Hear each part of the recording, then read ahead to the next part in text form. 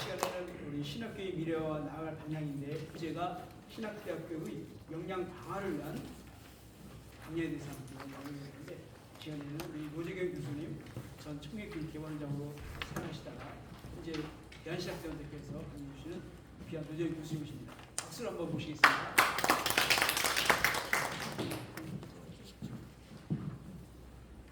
반갑습니다. 우리 박 교수님께서 말씀하신 것처럼 이렇게 소프트웨어적인 어떤 본질적인 그 부분들에 대한 그 논의라면 제가 지금 이 시간 여러분과 같이 생각을 한번 해보고 싶은 것은 우리의 그 본질을 감싸고 있는 외형적인 그 하드웨어적인 그 부분들이 시스템이 지금 어떻게 되어야 할 것인가, 그리고 지금 그것이 지금 어떤 상황에 있는 것인가, 그것을 점검하고 또 우리가 앞으로 어떻게 그것을 헤쳐 나가야 할 것인지 그런 그 과제들을 같이 한번 생각해 보고 싶습니다. 제가 몇 년 전에 어쨌든 제도적인 그 신학교 내지 일반 대학교를 인수하는 그 작업들을 제가 한 일이 있습니다.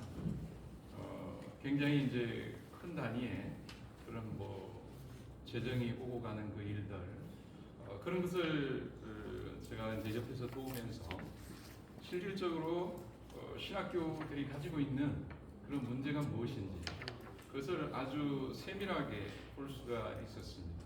경영의 문제, 그 다음에 경영진의 문제, 그 다음에 교수진에 대한 문제, 또 학생에 대한 문제, 그런 그 모든 것들을 이렇게 저희가 점검하고, 그리고 그것을 어떻게 개선시켜 나가야 할 것인가, 거기에 대한 발전 계획서를 이렇게 책으로 써서 교육부에 제출한 적도 있습니다.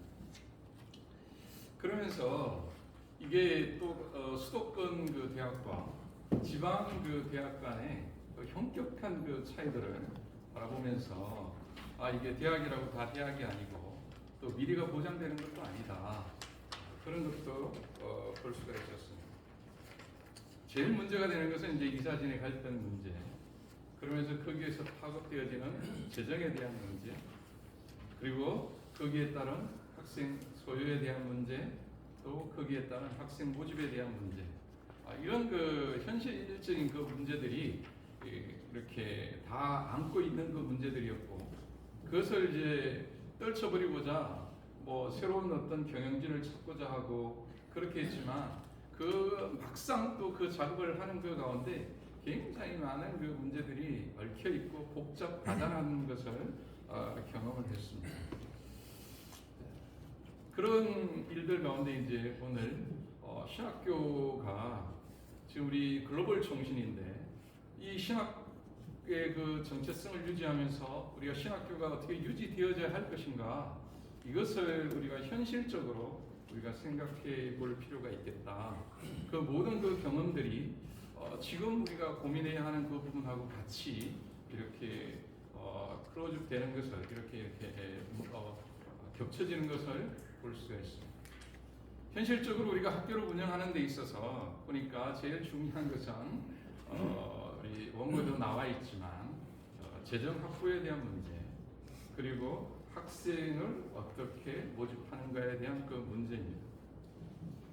이 문제가 제대로 이루어지지 않다 보니까 지금 뭐 벚꽃이 피는 순서대로 대학교가 문을 닫는다, 또 혹은 그런 여러 가지 대학교가 가지고 있는, 학교가 가지고 있는 그 문제들 때문에 구조조정에 대한 문제가 나오고, 또 어떤 그 시스템을 어떻게 변화시킬 것인가, 그리고 이때까지 공부했던 학과 말고 또 다른 어떤 학과를 어떻게 개발해서 우리가 그 학생들을 모집할 것인가, 이 지금 대학교가 골머리를 앓고 있는 현장에 대한 그 문제입니다.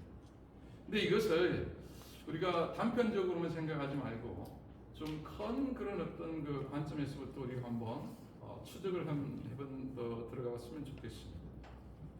지금 우리가 흔히 알고 있듯이, 흔히 이야기를 하듯이 4차 산업혁명 시대이고 또 생성형 이게 AI 인공지능 시대이고, 이렇게 이야기합니다.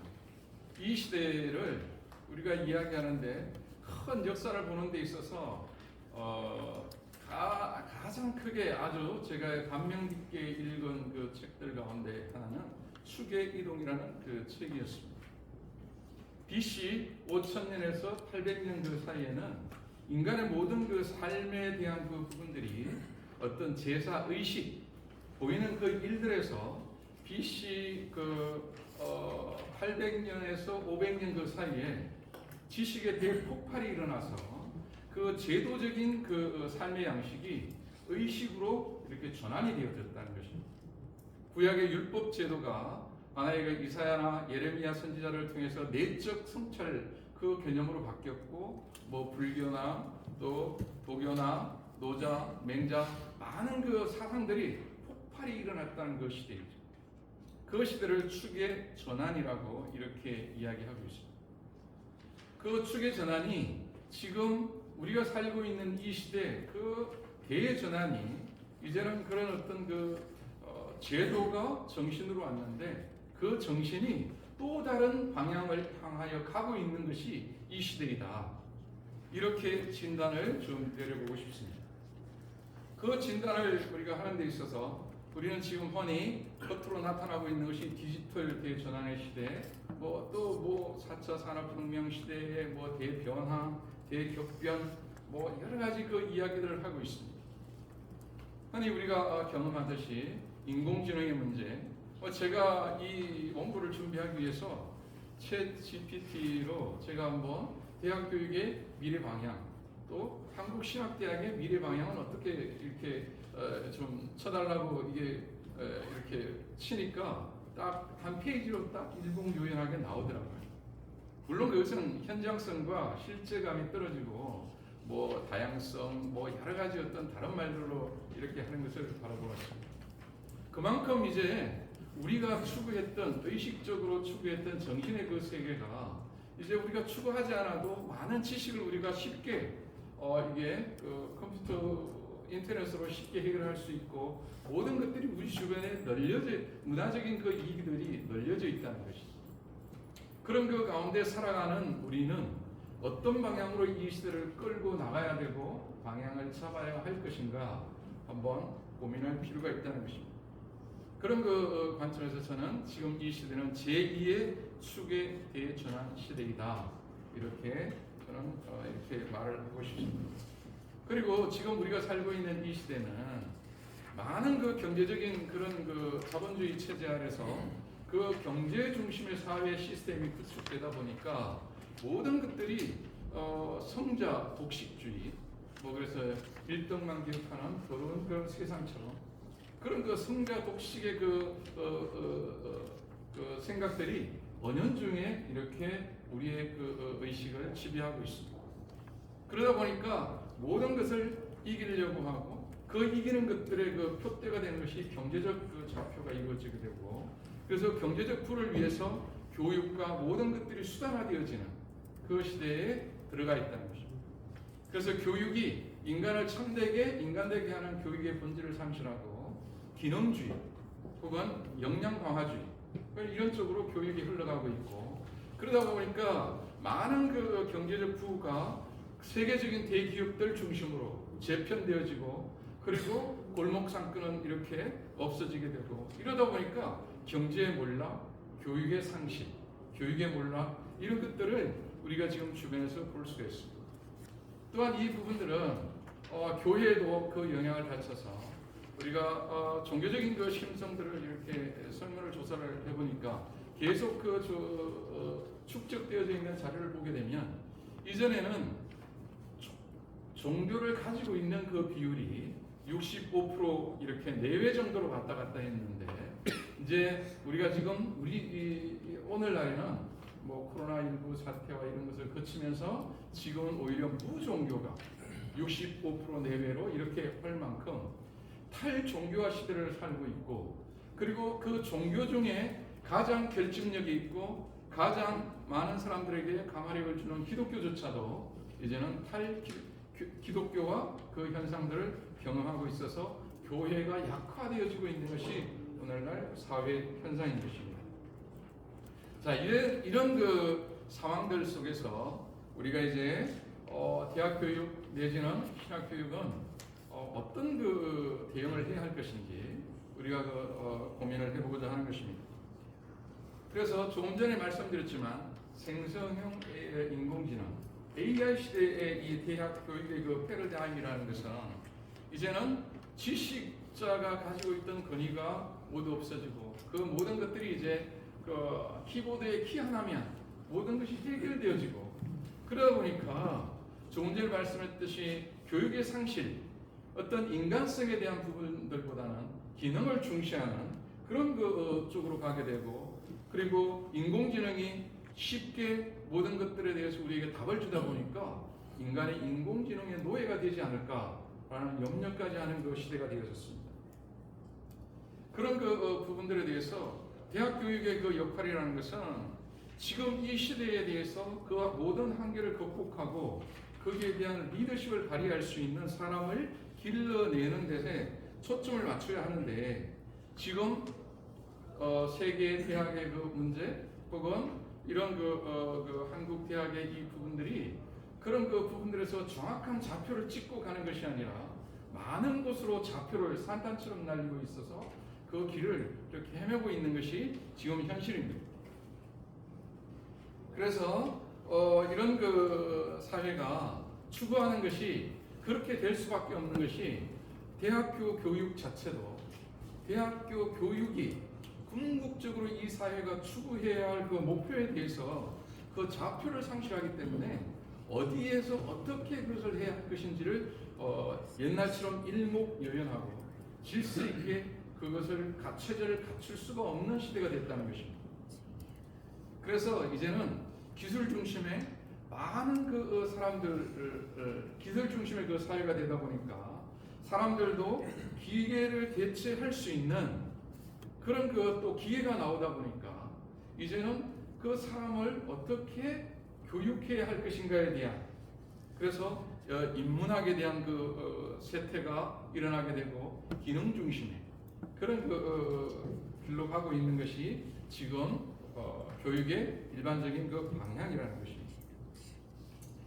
그래서 대학교 교육이라는 것이 그 교육의 목표, 교육의 내용, 교육의 방법 이 모든 것들이 기능과 그다음 인간성 대신은 또 어떤 사회성 대신은 공동체 그 대신에 어떤 기능과 아니면 그것으로 말미암아 주어지는 그 자산에 대한 그 부분으로 초점이 맞춰지게 돼 있고 그렇게 그것을 가고 있습니다. 그래서 이런 그 부분들에 대해서 대학 교육이 갖고 있는 것이 본질적인 그런 그 고민을 일반 대학교도 하고 있다는 것이죠. 그러면서 이 사람들이 본질적인 그 문제들보다는 이제는 대학교를 운영하는 데 있어서 재정 확보하는 그 부분들도 가장 그 중요한 요소이고 학생을 확보하는 데 있어서 외형적으로 가장 중요한 요소이다 보니까 가장 사회적으로 어떤 역할을 할 수 있는 기능이 그래서 어떤 자격증을 줄 수 있는 그래서 평생교육 그 개념에 평생교육 그를 통해서 재정 확보하는 것이 대학 교육의 재정에 상당히 많은 그 부분을 차지하고 대학교가 그것을 통해서 지탱되어지고 운영되어지는 것을 볼 수가 있습니다. 효자 과목이라는 것이죠. 자, 그런 그 가운데 우리가 이제 AI 시대 신학 그 대학의 과제와 교육의 인간상 이 부분들에 대해서 우리가 한번 생각을 볼 필요가 있을 것 같습니다. 신학 교육은 뭐 이전에 말씀을 우리가 잘 알고 계시다시피 이것은 교회 중심의 교육이고 그 다음에 이것은 그리스도인을 길러야 하는 그 부분들에 대해서 하나의 그 방향성을 가지고 있습니다. 초대교회는 뭐 예배를 읽고 해석을 하는 그 수준에서 이제 교리 교육을 하고 그러다 세례자 중심의 교육을 하다 보니까 추후에 신학 그 체계가 갖춰지게 되고 그런 그 가운데 이 신학이 국가화가 되어지고 또 전체화가 되어지다 보니까 이제는 사회 권력화 되어지는 권력에 있는 그 부분들하고 같이 협력하게 되고 권력화 되어지는 그 사회에 중요한 영향을 발휘하는 그런 그 역할을 차지하게 되었습니다. 이런 그 쪽에 가다 보니까 조금 전에 말씀드렸듯이 사회적인 대격변의 시대, 혹은 그 체제에 대한 변화, 혹은 여러 가지 어떤 그 문화적인 도전, 이런 것들을 경험하다 보니까 신학교도 이제 점점 약화가 되어지고, 그러다 보니까 이제 신학교에서 학생을 모집하는데 학생 수가 큰 교단마저도 줄어들게 되고, 그리고 분소 이렇게 학교 같은 경우에는 뭐 한 400~500명 모이던 10년 전에 그런 그 학교마저 지금은 30~40명밖에 모집이 안 되는 그런 것들이 우리의 그 현실인 것입니다. 그래서 이 부분들에 대해서 학생 수 감소를 우리가 이 감소뿐만 아니라, 그러다 보니까 학생의 그 질 또한 그 저하 현상이 일어나게 되고, 재정의 약화는 운영의 난, 그래서 취업에 대한 문제까지도 등장하게 되고, 그 다음에 양질의 교수를 확보하는 데서도 문제가 되게 되고, 그리고 특별히 이런 그 부분들에 대해서 왜 그런 그 부분들이 있는가 한번 반성해 볼 필요가 있다는 것입니다. 자, 그런 그 부분들의 가장 그 중요한 것들이 이제 지금 진행되어지는 외형적인 그런 어떤 그 현상들, 이 부분들을 바라보면서 우리가 가장 그 중요한 그 부분들에 대해서 우리가 어떻게 대응해야 할 것인가. 이 대응이라는 것은 반성과 또 새로운 그 안목을 갖는 그런 것들이 필요하다고 생각합니다. 그래서 결론적으로 우리가 어떻게 대응을 할 것인가, 이 부분들을 보게 되면 조금 전에 말씀드렸지만 모든 우리 주변의 또 이 세상이 세속화되어지고 물질화되어지다 보니까 영적 세계에 대한 확신이 없다는 것이죠. 당신이 죽으면 부활할 수 있습니까? 아니면 지금 당신 죽으면 천국 갈 수 있습니까?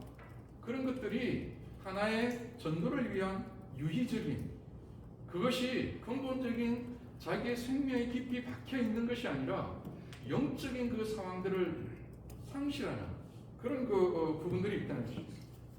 그래서 여기에 대한 대응으로 가장 그 중요한 것은 성경이 이야기하는 그 영적 세계에 대한 확신을 가질 필요가 있다는 것입니다.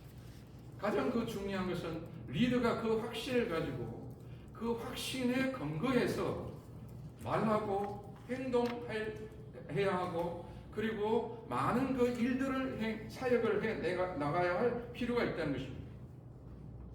우리가 일들을 하는데 정신적인 그 세계, 심리적인 세계, 학문적인 그 세계에만 그치는 것이 아니라 우리가 이 모든 일 하는 것, 이 사역들 하는 것, 우리가 삶을 살아가는 이 그 자체가 하나의 영적 그 현상이고 영적 영향력을 끼치고 있다는 그런 것에 대한 확신을 가져야 된다는 것이죠. 그리고 두 번째로는 이 세계와 인간에 대한 양면성을 이해하고 거기에 대한 대응을 할 필요가 있다는 것입니다. 이 세계는 지금 말씀드렸지만 어떤 단일한 그 시스템과 체계가 되는 것이 아니라 촘촘하게 진행이 되어지지만 거대한 느슨한 커다란 시스템이 같이 병행되어지고 있다는 것이죠. 그래서 어떤 우리가 안목을 가질 때 어떤 그 단적으로 한 그 편향적인 시각에 의거해 가지고 그것을 사물을 바라보고 문제를 생각하고 답을 찾아 나가고 그것을 적용하게 되면 그것은 반드시 실패하게 되어 있습니다. 그 세계 안에 반드시 내가 바라보고 있는 그 다른 면이 있다는 것이죠. 그래서 두 번째로는 그러다 보니까 많은 그 사람들에 대해서 우리가 흔히 이 시대에는 뭐 코쿤족에서 개인주의 시대라고 이야기하지만 이 대중 매스의 그 시대, 그 가운데 코쿤이라는 개인주의라는 것이 있지만, 그러나 인간이 근본적으로 갈급하고 있는 것이 무엇이냐? 우리 K-팝에서 바라보듯이 떼창을 부르다가 지금도 이렇게 대중 누가 모이면 7~8만 명이 모여가지고 떼창을 하고 이렇게 하는 거대한 그 시스템에 대한 거대한 그런 그 공동체에 대한 갈급함을 가지고 있다는 것이죠. 그래서 우리가 신학 교육을 하든 적응을 하든 사역을 하든지 간에 이 양면성을 동시에 충족시켜줘야 할 필요가 있습니다. 그리고 세 번째로는 우리가 고정체에서 통합과 동적인 연결의 플랫폼 구축이 필요하다라고 이야기했는데, 이것은 글로벌 통신에 대한 이념과 이 시스템하고 맞는 거라고 생각을 합니다. 그것은 뭐냐면, 우리가 어떤 플랫폼을, 우리가 어떤 신학교도 하는 것, 신학교를 이렇게 하는 데 있어서 우리가 한 신학교만, 우리 학교만이 아니라 우리 학교의 장점이 이것이라면 다른 학교의 장점이 있을 것이고, 그 장점은 우리 한국뿐만 아니라 세계 다른 지역도 있을 것이라는 것이죠. 그래서 우리가 신학을 하는 데 있어서 플랫폼을 같이 구축해서 거기에서 장점을 취해나가면서 같이 어깨동무를 같이 해서 같이 나가야지 죽지 않는다는 것이죠. 통합의 플랫폼이라고 해서 단일성을 가지고 있는 플랫폼을 말하는 것은 아닙니다. 각양의 그 다양성을 존중하되 통합의 플랫폼을 우리가 구축할 필요가 있다는 것이죠. 그리고 우리가 어떤 한 공동체를 유지하는 가운데 있어서도 거기에서 강력한 구심력과 동시에 거대한 원심력이 동시에 작용하고 있다는 것이죠.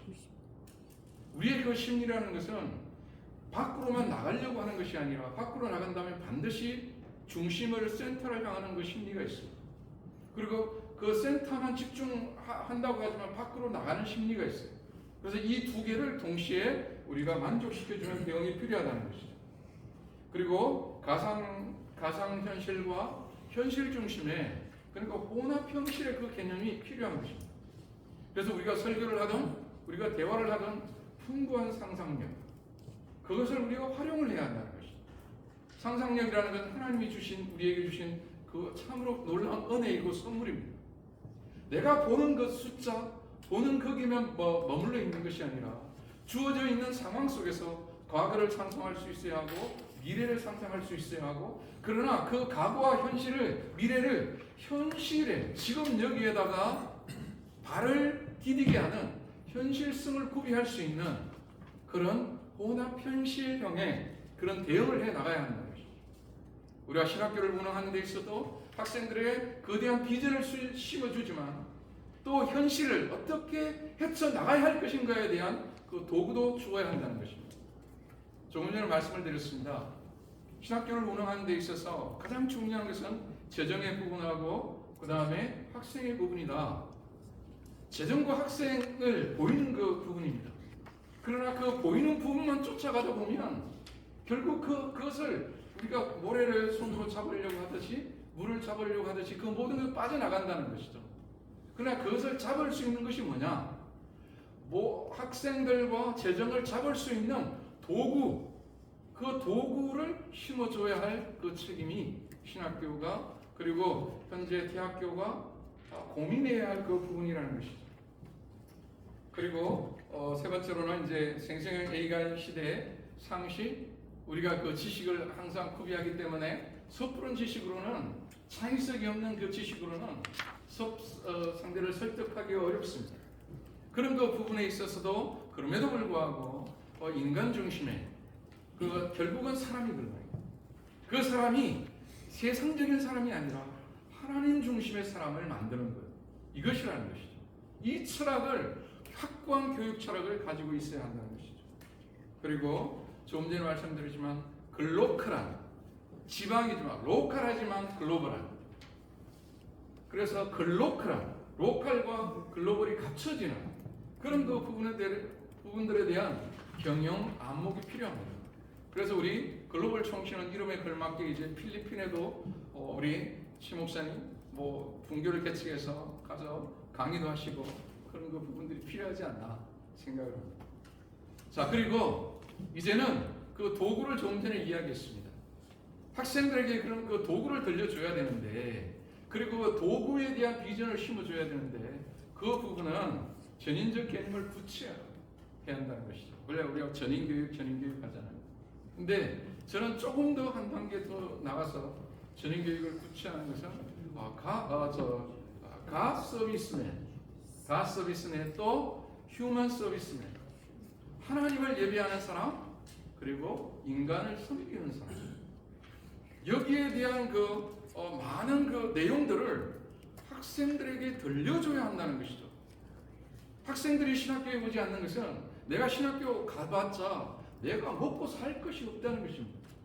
지금 현재 뭐 커다란 그 대학교에 이렇게 신대원 다니는 그 우리 신대원생들, 그 많이 부목사님들 또 이렇게 사역을 하고 있지만 그분들이 거의 대부분 많은 그 사역자들이 사회적으로 최저임금도 확보되지 않는 가운데서 일을 하고 있고 그런 그 가운데서 위에 있는 분이 부르시면 항상 쫓아가야 되고 이런 그 가운데 있는데 누가 와가지고 자기의 비전과 꿈을 펼쳐나갈 수 있겠습니까? 하나님의 부르심을 받았을 때는 그 비전과 소명을 가지고 썼을 거예요.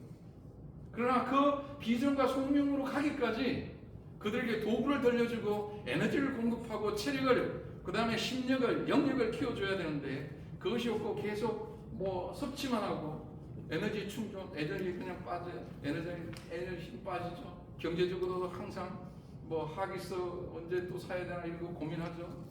이런 그 가운데 어떻게 소명감을 가지고 자신 있게 나가겠습니까? 그래서 그런 그 부분들에 대한 그 부분들이 필요하다는 것이죠. 그래서 신학교가 이런 그 가운데 가져야 할 전략적으로 커다란 네 기둥이 얘기해 본다면 기독인으로서 공유하는 신념과 철학이 그럼에도 불구하고 영원한 말씀인 성경에 근거하여 주어지는 그런 신념과 그래서 교육에 대한 신념, 신학교를 하는 그 신념과 철학에 대한 그것을 내 혼자뿐만 아니라 같이 공유하는 그 그룹이 필요하고 두 번째로는 기독교 미래 인재상에 대한 확신이 필요한다는 것이죠. 사역자에 대한 목사상, 성도상에 대한 그리스도인에 대한 상을 나는 이런 사람을 교육할 것이고 이 사람은 또 나가서 다른 사람을 이런 그리스도인을 양육할 것이다. 문화적 용어를 말씀하셨습니다. 그런 그 부분들이 있어서 그것이 필요하다는 것이죠. 그리고 세 번째로는 신학대학의 역할과 방향에 대사회 리더십을 가질 수 있는 가치와 비전의 정립이 필요한 겁니다. 사회보다 못하다는 이야기를 듣는 것이 아니라 사회를 리드할 수 있는 비전을 제시하는 공동체적 비전과 보니까 제가 정년 퇴임을 하고 주변에 많은 사회적 그 소그룹들을 하다 보니까 굉장히 많은 허점이 많이 있어요. 기독교적인 마인드를 온전히 충실한 그 사람이 가다 보면 그것을 건강하게 이끌 수 있는 다양한 요소들이 많은 것을 볼 수가 있었어요. 그리고 신학생의 다양한 경험과 맞춤형의 성장이 가능하도록 다양한 콘텐츠를 온오프라인 학습 큐레이션을 제공합니다. 이것을 엮어서 공부할 수 있는 그 역할들을 학생들이 조합해낼 수 있도록 그래서 공부만 하는 것이 아니라 고기를 주는 것이 아니라 공부 잡는 법을 가르쳐 주듯이 이제는 테드나 아니면 다양한 그 유튜브를 통해서 다양한 과목들을 볼 수가 있거든요. 얼마든지 이런 강의들을 들을 수가 있습니다. 그런 그 부분들을 근데 이런 부분들이 필요해요. 상담학, 혹은 뭐 설교학, 예배학 그런 그 부분들에 대해서 이렇게 이 부분들을 이렇게 공부를 해. 뭐 예를 들면 설교에 있어서 탁월한 그 부분들에서부터 몇 분을 이렇게 서치를 하게 하고 거기에서 방법을 터득하게 하고 그렇게 하는 것이 필요한 것이죠. 자, 그런 그 부분의 결론을 맺겠습니다. 처음에는 이 신학 조금 전에 말씀을 드렸습니다. 시대의 성경을 중심으로 하되 시대를 이끌 수 있는 성경 중심의 신학 교육의 목적과 비전을 수립할 필요가 있습니다. 옛날에 있는 것 그대로 끌고 오는 것이 아니라 옛날에 있었던 그 정신을 그대로 하되 용어를 바꾸는 그런 것들이 필요하다는 것이죠. 그런 그 부분들에 있어서 교육적인 그 교육 커리큘럼에 대한 확신 고민해서 짜서 커리큘럼에 대한 확신을 가지고 있고 그런 그 가운데 그 사명자를 양육하는 데 대한 확신을 가질 필요가 있다. 그 다음에 두 번째로는 분리 현상을 넘어 통전성을 지향하는 하나님 나라에 대한 통전적인 그 신학적인 그 비전을 그래서 하나님의 그 절대 주권은 특별 섭리 이 특별 은총뿐만 아니라 일반 은총 가운데서도 하나님의 그 절대적 섭리는 그 주권적 섭리는 작용하고 있고 그것은 하나님 나라를 향하여 있고 그리고 떨어지는 날아가는 그 새가 설사 떨어질지라도 그것은 하나님 나라 안에서 의미가 있다는 그 의미를 해석해 줄 필요가 있다는 것입니다. 세 번째로는 역량 강화와 실천 지향적 신학 교육에 그 중점을 주는 생활 신학이 필요합니다. 이건 제가 30년 넘게 저희 총회에서 이야기하면서 결론을 내습니다. 제가 글을 쓴다면 생활신학이다. 왜 교인들이 교회를 떠나가고 왜 학생들이 이게 신학 그 부분들에 대해서 이념 많이 배웠지만 관념과 이념에 젖어 있는가? 생활 그 부분들에 대한 괴리를 어떻게 극복할 수 있는 것인가? 그 부분들에 대한 그 해답이 생활신학이라는 것입니다. 우리가 현대인이 인간이라고 이야기합시다. 인간이 나면서부터 죽기까지, 죽어서 이후까지, 그리고 우리가 태어나기 전부터 그 모든 것들을 신학적으로 해석해 줄 수 있어야 된다. 우리가 화장실에 가고, 우리가 식사를 하고, 우리가 개인적인 식사를 하고, 공동체 식사를 하든지 간에 그 모든 것들을 신학적으로 해석해 줄 수 있는 생활신학의 정립이 필요하다는 것입니다. 이것이 하나의 도구가 될 수 있을 것이다. 그리고 네 번째로, 신학교육은 이념과 관념에 있는 것만 아니고 이건 그리스도를 만나는, 하나님을 만나는 체험으로부터 나온다는 것이죠. 신학교육 안에서 이 체험교육을 놓쳐버렸다는 것은 그것은 60% 교육을 상실한 것이고, 어떻게 하나님을 만나는 그 체험을 강화시키고 옛날에 만났던 그 하나님을 모으는 것이 아니라 그 하나님이 오늘 나를 만나서 나에게 어떤 힘을 주고 내 삶을 어떻게 전개해 나가게 하고, 그런 그 가운데 에너지가, 영적인 삶에 대한 에너지가 넘치게 해 나가서 그 모든 것들에 대해서 그것을 체험적으로 할 수 있는 그 사람들이 되어야 돼요. 그래야지 확실한 전거자가 되고 확실한 사명자가 되고 확실한 전도자가 된다는 것이죠. 전도 안 해본 사람, 하나님을 만나지 않은 사람이 어떻게 하나님을 만나는 설교를 할 수 있고 어떻게 하나님을 만나는 전도를 할 수 있겠습니까? 그런 그 부분들에 있어서 체험 중심의 그 교육을 반드시 시행해야 합니다. 이론 중심의 그 신학 교육이라는 것은 머리도 안 크죠. 머리도 점점 왜소되어진다는 것이죠. 그런 그 부분들에 있어서, 이런 그 부분들에 있어서 우리는 복음을 더욱더 축소시키는 것이 아니라 확장시켜야 한다는 거죠. 복음을 작은 곳에 신학의 그 틀에, 신학교 안에, 교환에 머무는 것이 아니라 이 복음의 확장을 우리의 삶의 전 영역, 세계 전 영역, 시공을 초월한 그 정육교까지 확장 복음을 우리가 확장 복음 사역을 해야 할 것이고, 그런 그 가운데 그리스도의 그 정체성도 왜소하게 교회당에서 기도해서 응답받아서 그것을 만족하는 것이 아니라 그것을 씨앗으로 해서 세계를 품을 수 있는 그런 확장된, 세계를, 하나님 나라를 가슴에 품는 확장된 그리스도인의 정체성을 가지게 하는 이런 그 비전을 심어주는 것이 중요한 게 아닌가 싶습니다. 그리고 결론을 맺으려고 합니다. 그러나 가장 그 중요한 것은 여러분이 가르치는 그런 하나님의 종들에게, 사역자들에게 너희가 이 모든 것을 배우는 것은 더 높은 곳을 향하여 가는 것이 아니라 더 낮은 곳을 향하여 가야 한다고 교육의 방향을 정해주어야 한다는 것입니다. 가난하고, 그리고 아프고, 그리고 여러 가지 치유가 필요하고 도움이 필요하고 외롭고 쓸쓸한 그 영혼들, 그런 그 환자들, 그런 그 영혼들, 세상의 빛이 비추지 않는 낮은 곳으로 너희가 가야 할 곳은 그곳이더라고 신학의 방향과 교육의 방향을 짚어주게 될 때 그 교육을 받은 그 우리 학생들은, 그 학교는 단단한 학교가 될 것이고 세상에 어떤 풍파가 오더라도 무너지지 않고 가장 단단한 학생들을 양육하는 그런 학교가 될 것이라고 믿습니다. 이런 단단한 그 학교가 궁극적으로는 하나님의 미랄이 되어 세상을 변화시키리라고 확신합니다. 경청해 주셔서 감사합니다. 정확하게 시간으로 이렇게 감사합니다. 다시 한번 우리 두 교수께 감사를 드립니다. 이 시간에는 광고를 임종필 목사님 하신 후에 단체 사진 촬영하고 식사하도록 하겠습니다.